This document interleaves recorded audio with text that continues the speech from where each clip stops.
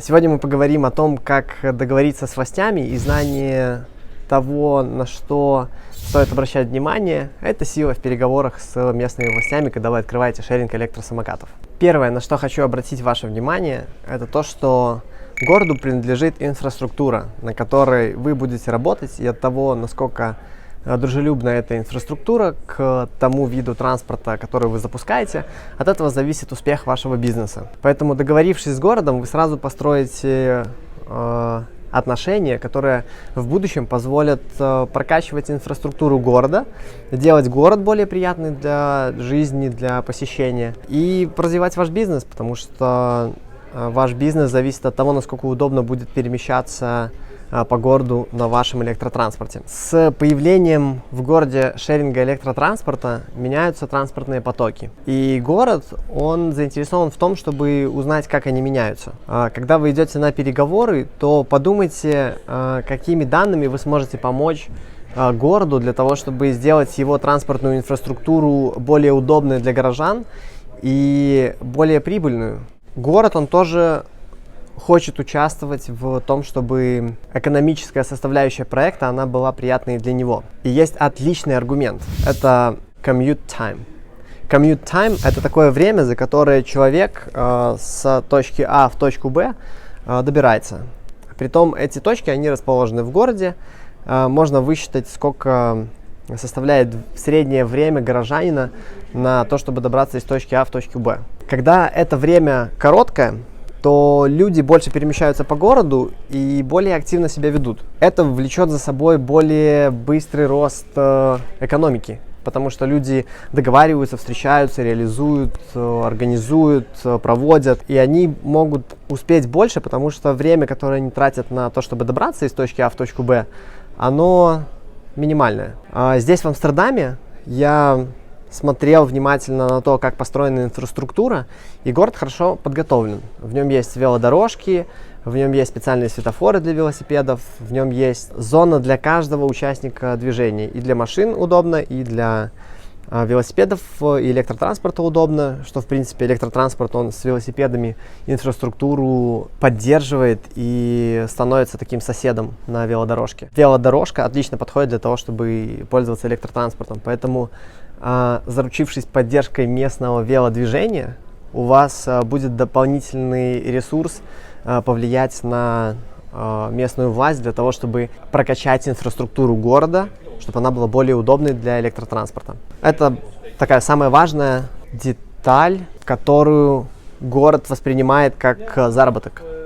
То есть, когда повышается экономическая активность в городе, то город начинает зарабатывать больше, потому что ему платят налоги, и он может распределять больше бюджета на те нужды, которые он считает нужными, в том числе и на инфраструктуру для электротранспорта. Дальше. Туризм. Если город обладает хорошим туристическим потоком, отличным аргументом в переговорах будет упомянуть, что туристам удобно пользоваться электротранспортом. Когда они приезжают в город, они успевают посмотреть больше, они успевают больше денег потратить, потому что они могут заехать и в кафе, и в музей, и в кино, и потом еще на какой-нибудь там баскетбольный матч. Когда есть вот эти шеринговые электросистемы, то туристы тратят больше денег на развлечения. Соответственно, это, опять же, повышает экономическую эффективность города, и город получает больше денег для того, чтобы распределять на свои нужды. Сокращение затрат на здравоохранение. С помощью шеринга таких устройств, как электровелики, можно значительно снизить бюджет на медицину, потому что люди, занимаясь легким фитнесом, в особенности старые люди, если в городе много старых людей, то им очень полезно будет ездить на электробайках, поскольку это легкий фитнес, который позволяет им добраться до какого-то места, куда они хотят добраться. Там они, опять же, активно проживают свою жизнь, что ведет к более здоровому состоянию их тела. Поэтому в велосипедных сообществах там посчитали, что на 1 евро, затраченный на шеринг, 75 центов возвращается за счет сокращения затрат на здравоохранение. Это лайфхак. Это то, как можно сделать жизнь людям лучше и решить много проблем, которые со временем из-за физической слабой активности появляются во здравоохранении. Потому что сейчас много времени люди тратят за тем, что сидят около компьютера. Нам как никогда нужно двигаться, и электровелосипед, он помогает это сделать даже тем, кто уже не верит, что он может так быстро путешествовать. Люди пожилого возраста, они охотно пользуются электротранспортом, потому что это дает им возможность быть мобильными, быть активными в жизни. Новые технологии.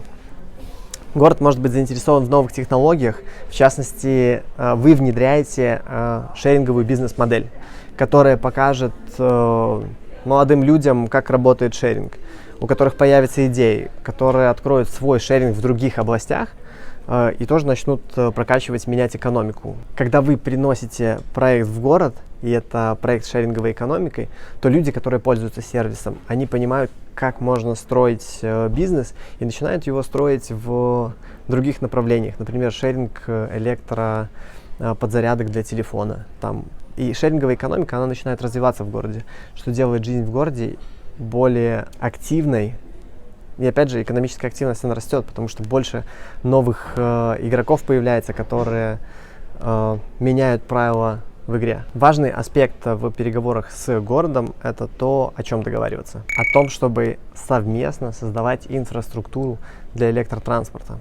Начать с малого, просто запустить, посмотреть, как оно будет, но начинать сначала говорить о том, что давайте вместе совместно строить инфраструктуру и самим быть готовым тоже помогать. В первую очередь знаниями, той информацией, теми данными, которыми вы будете делиться в будущем с городом, чтобы сделать эту систему более удобной. Когда вы идете на переговоры с городом, у вас желательно должно быть что-то, что вы можете показать. Это либо application, либо самокат, который подключен к application, его можно разблокировать.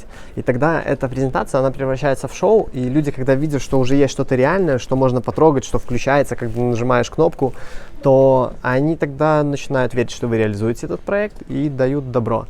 Так что принести работающий прототип на презентацию — это отличная идея. Если можете сделать ее, это можно сделать достаточно быстро и просто. К примеру, у нас есть подключенные самокаты, которые уже работают на нашей платформе. Мы их отсылаем нашему клиенту, чтобы он уже с готовым подключенным самокатом пришел в мэрию, поставил его и сказал: смотрите, вот это работает так, вот это работает так. И получил одобрение от местных властей. Подписывайтесь на мой канал, ставьте колокольчик и до скорых встреч. Пока!